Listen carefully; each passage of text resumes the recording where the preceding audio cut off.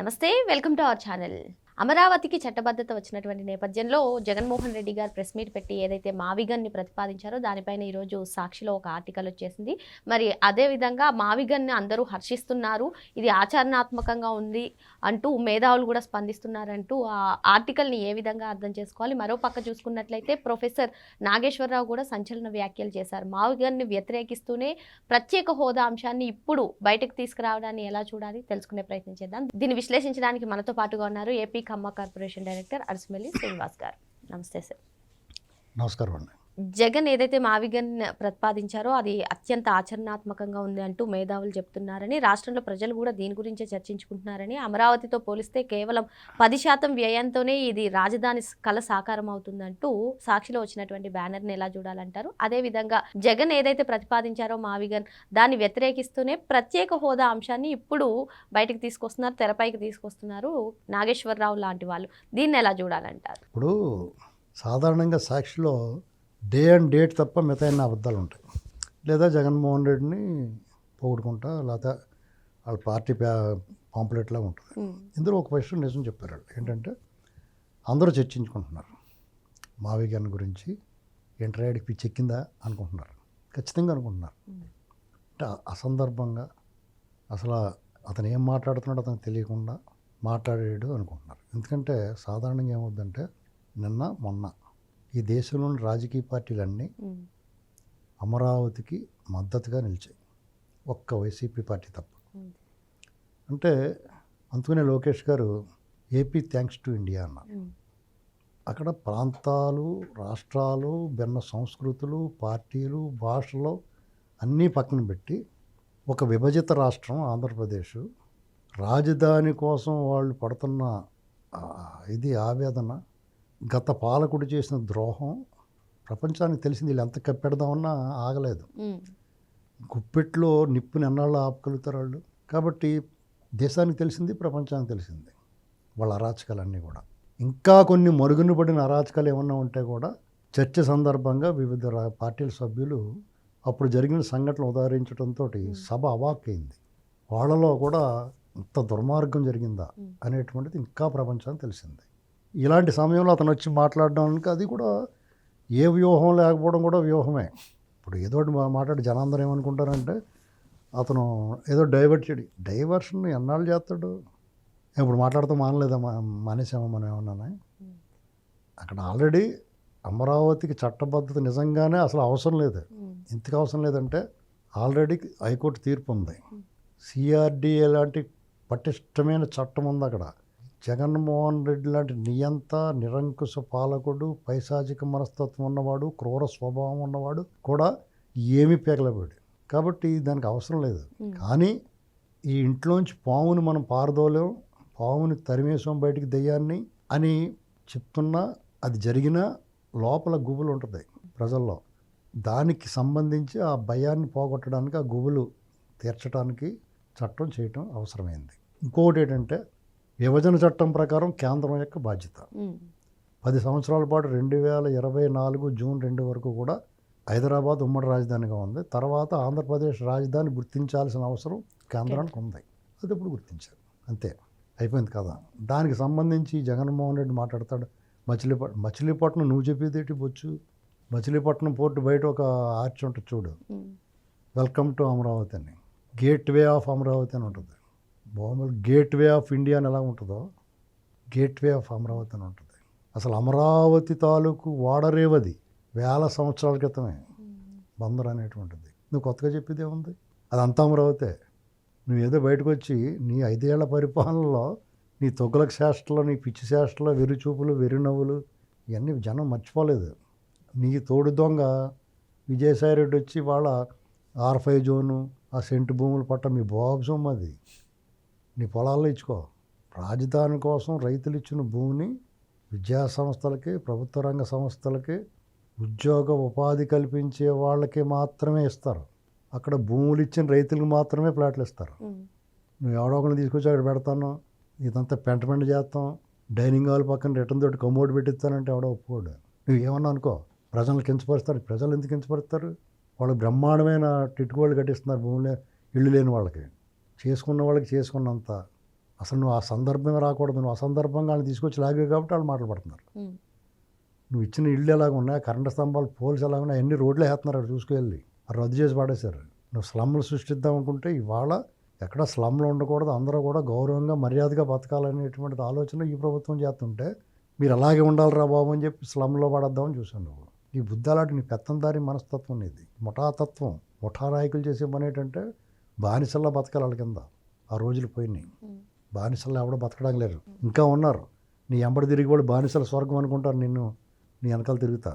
వాళ్ళు త్వరలోనే రాష్ట్ర బహిష్కరణ చేసి ఏర్పాట్లు చేయాలి. ఈ రోగాన్ని పారదోలాలి. కాలు కుళ్ళిపోతే కాలు తీసేస్తారు, అలాగే మిమ్మల్ని అందరినీ బయట తోసేయాలి. మీకు నచ్చట్లేదు కదా అమరావతి పేరు, అమరావతి ఆంధ్రప్రదేశ్ ప్రభుత్వం చేసే పనులు మీకు నచ్చట్లేదు కదా, పోండి. మీరు నాకు నచ్చలేదు 5 ఏళ్ళు జగన్మోహన్ రెడ్డి ఉంటే, నేను అడిగట్లేదు, ఆడ ముఖం చూడాల్సి వస్తుంది ఫ్లెక్సీలో. 3 ఏళ్ళు ఉద్యమం తీవ్రమైన తర్వాత ప్రత్యక్ష కార్యరంగంలో దిగాల్సి వచ్చినప్పుడు యుద్ధం కోసం వచ్చాం తప్ప కనీసం నా పొలం కౌలు తెచ్చుకుంటాం కూడా వెళ్ళలేదు నేను. ఎందుకు ఈ ముఖం చూడాల్సి వస్తుందని ఫ్లెక్సీలోని. మీరు కూడా చీము నెత్తురు ఉంటే మీరు కూడా పొండ, మీకు నచ్చకపోతే. అంతేగాని ఉండి పాముల్లా తేళ్ళలాగా మెట్ల దగ్గర కట్టల పాముల్లాగా వేషాలు వేద్దాం అనుకుంటే సాగదు. ఇంకా విజయసాయిరెడ్డి అని ఇంకొకడైనా కులాల పేరెత్తి మాట్లాడితే ఒళ్ళు దగ్గర పెట్టుకుని ఉండాలి. ఓ పక్కన దేశమంతా అమరావతి మద్దతుగా నిలిస్తే ఆ భూములు ఇచ్చిన రైతులు వాళ్ళ తాలూకు కష్టం, పోరాటం, వాళ్ళ ఆవేశం, ఆక్రందన, ఆక్రోశం, రోషం, ఉక్రోషం ఇవన్నీ అణిచిపెట్టుకుని ఉన్నారు వాళ్ళు ఈ క్షణం కోసం. ప్రభుత్వం మారింది, చంద్రబాబు వచ్చాడు, మనకేం పర్వాలేదన్నా సరే మీ గుబులు పోలేదు. అంటే నువ్వు ఏ రకంగా హింసించావు, నీ పైశాచిక మనస్తత్వం జడలు విప్పింది అనేటువంటిది అందరూ ప్రత్యక్షంగా చూశారు. నువ్వు కాదు, మీ ఓడి ఎవడు దిగి వచ్చినా సరే ఏమీ పీకలేరు అనేటువంటిది వాళ్ళ ధీమా కల్పించడం కోసం. ఈ రాష్ట్రంలోకి పెట్టుబడిదారు రావాలి, ఇవాళకి చెప్తున్నా నేను వస్తే తనివేస్తాను, నేను వస్తే జైల్లో పెడతాను అంటున్నావు. నిన్ను ఉపేక్షించడం అనేటువంటిది ఈ ప్రభుత్వం చేస్తున్న తప్పు. అలా ఎవడ మాట్లాడితే ఆడు ముఖం 3 మొఖాలు అయిపోవాలి, అప్పుడే దారిలోకి వస్తారు. ఇంకా రాష్ట్రాన్ని 3 ప్రాంతాలుగా విభజించి మీ ఇష్టం వచ్చినట్టు ప్రాంతాల మీద చిచ్చు పెడదామంటే చూస్తూ ఊరుకుంటారా? ఉత్తరాంధ్ర గురించి మాట్లాడుతున్నారు పెద్ద ముత్తైదులు వచ్చి, మొత్తం పెట్టుబడులన్నీ ఉత్తరాంధ్రకు వెళ్తున్నారు. ఆర్థిక రాజధానిగా, ఆర్థిక కేంద్రంగా తయారు చేస్తున్నారు, ఫైనాన్షియల్ క్యాపిటల్గా తయారు చేస్తున్నారు వైజాగ్ని. నువ్వు అన్నట్టు 3 రాజధానులు మొదనష్టపు ఆలోచన కాదు అది. ఆర్థిక స్వావలంబన, ఆర్థికంగా దాన్ని బలోపేతం చేయడం, ఉపాధి మార్గాలు అన్వేషించడం, ఉపాధి కల్పించడం, భవిష్యత్తుకి భరోసా ఇవ్వటం. దాన్ని నీకు మళ్ళీ ప్యాలెస్ కట్టుకుని సముద్రం కనపడేలాగా వెళ్దామంటే ఆ పని కాదు చేస్తుంటాడు. విజయసాయిరెడ్డి లాంటి సహదొంగను పెట్టి అక్కడ మొత్తం భూములు దోచుకోమని చెప్పలా. అక్కడ ఉండి ఎంపీ ఒకడు ఉండి కూడా సచ్చినాడు అని వాడు ఇంట్లో వాళ్ళని పట్టిపోయి 4-5 రోజులు పెట్టుకుని వాళ్ళు ఇష్టపడి చేసేస్తే కూడా నోరు మూసుకుని ఉన్నాడు నీ దగ్గర ఉండబట్టి. మాలాటోళ్ళు అయితే తోలు తీసి ఉప్పు కారం వంటిచ్చేద్ది వాళ్ళకి. మీ బ్యాచ్ అలాంటి బ్యాచ్ ఉన్నారు మీరంతా. వీళ్ళే మాట్లాడతారు అమరావతి గురించి. వాళ్ళకి అమరావతి చేయకూడదు అంటాడు విజయసాయిరెడ్డి. ఇతను మావిగన్ అంటాడు. అసలు ఏం మాట్లాడుతున్నారు మీకు ఏం తెలుసా? వైద్యం చేయించుకోవాలి, ఆరోగ్యం బాగోపోతే. అనేక రకాల అనారోగ్యాలు ఉంటాయి, అందులో మానసిక అనారోగ్యం కూడా ఒకటి. దాన్ని పట్టుకుని మళ్ళీ దాన్ని సమర్థించే వాళ్ళు ఉంటారు. వాళ్ళకి అసలు సిగ్గులేదన్నమాట. అంటే ఆ రోగం వాళ్ళకి సోకినట్టే. ఇప్పుడు కరోనా ఉన్నవాడి దగ్గరికి వెళ్తాడు, దగ్గడం వెంటనే మనకి తగులుకుంటుంది కదా, అలాగే వాడు ఏదో మాట్లాడతాడు, వీళ్ళు తగులుకుంటుంది ఆ రోగం. ఆ డెవలప్మెంట్ గురించి ఇక్కడ నేను చాలా నుంచి చెప్తున్నాను. ఈసారి మాటలు కాదు అమరావతిలో, పోలవరంలో చేతలే ఉంటాయని. పోలవరం డయాఫ్రామ్ వల్ల రెడీ అయిపోయింది. రేపు జూన్ నెల వచ్చే సంవత్సరం జూన్ నాటికల్లా నీళ్ళు ఇస్తారు. నేను మొన్న పోలవరం ప్రత్యక్షంగా వెళ్ళి చూసి ప్రాజెక్ట్ మేనేజర్ దగ్గరుండి చూపించాడని మాకు. ఒక విశ్వసనీయమైన వ్యక్తులు ఆ మాట చెప్తే నమ్ముతారని నేను ఆ వాళ్ళు వచ్చి చెప్పాను. నేను చూడకుండా చెప్పం మేము ఏదన్నా సరే. మీకు మళ్ళీ అబద్ధాల అబోధకల్పనలో లేనిపోని కల్పించి ప్రజల మధ్య చిచ్చుపెట్టి వ్యవహారాలు మా దగ్గర ఉండవు. అందరూ కలిసి ఉండాలా, అందరూ మిమ్మల్ని కూడా ఎన్నాళ్ళు నోరు మూసుకుని ఎందుకున్నామంటే సరే సావనే అనుకుని వదిలేసాం. సిగ్గుపోయింది మీకు మొత్తానికి. ప్రజలు మటాష్ చేసి పాడేశారు. ఇంకేం కొడతాం, చచ్చిన పవన్ ఏం చంపుతామనేమని. కానీ మీ తోకలో ప్రాణం ఉంది, ఇంకా తొక్కేయాలి దాన్ని. మీరు రాజకీయంగా మీ పార్టీని బలోపేతం చేసుకోండి, ప్రజలకి అండగా నిలబడండి, ప్రభుత్వాలు తప్పు చేస్తే పోరాడండి. అంతేగాని విషం కక్కితే మాత్రం కూరలు పీకేస్తాం. సార్, అమరావతికి చట్టబద్ధత వచ్చింది, మీరు అన్నట్టుగా పోలవరం పూర్తయిపోయింది, అన్నీ కూడా జరుగుతున్నాయి. ఇప్పుడు ప్రత్యేక హోదా అంశాన్ని ప్రొఫెసర్ నాగేశ్వరరావు లాంటి వాళ్ళతోటి చెప్పించడాన్ని ఎలా చూడాలంటారు? ఇతను కూడా పొరపాడైపోయింది అనుకోవాలి. ఎందుకంటే ఆంధ్రప్రదేశ్కి ప్రత్యేక హోదా కావాలంటే వచ్చి పోరాడమన్నది. నీకెందుకురా అంటారు కదండి. ప్రత్యేక హోదా వచ్చి రైల్వే జోన్ వచ్చిందా లేదా? వచ్చింది. రామ్మోహన్ నాయుడు గారు నిన్న ఏం ప్రకటించాడో విను. రేపో మాపో ప్రత్యేక హోదా కూడా ప్రకటిస్తారు. గంగిరెద్దులాట గరగాటలా ఆడాల్సిన అవసరం లేదు. అక్కడ ఉన్నది ఇక్కడ ఉన్నది ఎన్డీఏ ప్రభుత్వం. 3 పార్టీలు చాలా అద్భుతంగా పనిచేస్తున్నాయి. ఒకరికొకరు సహకారం ఉంది. మీరు గుణుగుళ్ళే, మీ బార్కింగ్, మీ మురుగుడు ఎంత మురిగినా ప్రజలకి ఏం ప్రయోజనం ఉండదు. మీకు ప్రయోజనం ఉండదు, దాని మూటలు పడతాయి కాబట్టి. అదేం వద్దని చెప్పను నేను, మీ ఇష్టం, మీరు మొరగండి, ఎవరన్నా మొరగండి. రేపో మాపో ఉండగల అరుణ్ కుమార్ దిగుతాడు, దీని మీద మాట్లాడతాడు. 5 సంవత్సరాల పాటు అమరావతికి చేసిన అన్యాయాన్ని, ఆంధ్ర ప్రజలకు చేసిన అన్యాయాన్ని ఒక్కడు మాట్లాడ్డాం. ఇవాళ వచ్చి నీతి కవులు చెప్తారు రాయలసీమకి అన్యాయం, ఉత్తరాంధ్రకి అన్యాయం చేసి జరిగిందని. అసలు మీరు మధ్యాహ్నం ఎత్తారు, అసలు రాష్ట్రాన్ని బతకనే ఉన్నాయా? ప్రభుత్వ విధానాల్లో ఎవరికన్నా ఏదన్నా అన్యాయం జరుగుతుంటే అన్యాయం తరపున వెళ్ళి నిలబడి పోరాడండి. మీరు ఏదో ఉద్ధారకుల్లాగా జగన్మోహన్ రెడ్డికి సపోర్ట్ చేసినోడికి ప్రజావేదికల మీద మాట్లాడే హక్కే లేదు. ఎందుకంటే వాళ్ళు అత్యంత నీచ మనస్కుడికి, అత్యంత క్రూర స్వభావుడికి మద్దతుగా నిలిచారు మీరు. మీ హక్కులన్నీ రద్దు చేయబడినాయి. ఇక త్వరలో మీ ప్రాథమిక హక్కులను రద్దు చేయాలి. జగన్మోహన్ రెడ్డి మద్దతుగా నిలిచిన ప్రతి ఓడి ప్రాథమిక హక్కులు రద్దు చేయాలి. ఎందుకంటే వాళ్ళు ఈ సమాజానికి హానికరం. ధూమపానం, మద్యపానం ఎలాగైతే ఆరోగ్యానికి హానికరమో, జగన్మోహన్ రెడ్డి మద్దతుదారులు, జగన్మోహన్ రెడ్డి సమాజానికి హానికరం.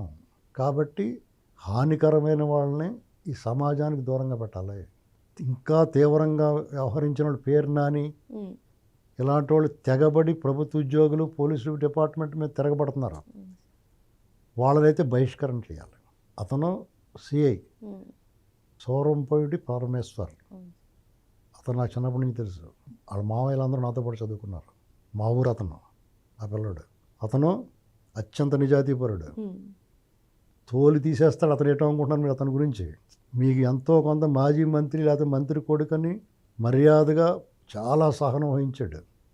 మీరు అతని సహనానికి పరీక్ష పెడితే రోడ్ల మీద ఈడ్చుకెళ్తాడు. మీకు ఇంకా తెలియదేమో అతని సంగతి. బడుగు బలహీన వర్గాలకు చెందిన వ్యక్తి అతను. అతను మీరు ఏదో ఓవర్ యాక్షన్ చేద్దాం అనుకుంటే తోలు లెగిసిపోద్ది ఒక్కొక్కటికి. అతను చాలా సమయం పట్టించి నేను చూశాను ఆ వీడియో. కాబట్టి మీరు రాజకీయంగా ఘోర పరాజయం పొందారు. మీరెందుకు ఇది పరాభవం ఎదురైంది అనేటువంటిది మీలో మార్పు రాలేదు. ఇంకా మీ సిలబస్లో మార్పు రాలేదు. ఇంకా కులము, ప్రాంతము, రాజకీయము, ప్రాంతాల మధ్య చిచ్చు, ఇదే సిలబస్ నడుపుతున్నారు. ఈ సిలబస్ అవుట్డేటెడ్. ఇంకా ఎగబడదాం, తెగబడదాం, నోటికి వచ్చినట్టు మాట్లాడదాం, కొడితే ఏడుద్దాం, కాళ్ళు 2 ఎడదీసారని ఎడదీసి చెరుకు వైపుకి వేసేస్తారు. తర్వాత మీ ఇష్టం, సార్ ఎడదీసి వదిలేశారు. ఇప్పుడు కాళ్ళు 2 సాపిచ్చారు. ఇంకా ఓవర్ యాక్షన్ చేస్తే ఎడదీసి చెరుకు వైపుని పడేస్తారు. తర్వాత 2 అతుక్కోవడం కూడా కష్టం అవుద్ది. ఇది గుర్తుపెట్టుకోవాలి. ఓకే, మరో అంశంతో మళ్ళీ కలుద్దాం. Thank you sir.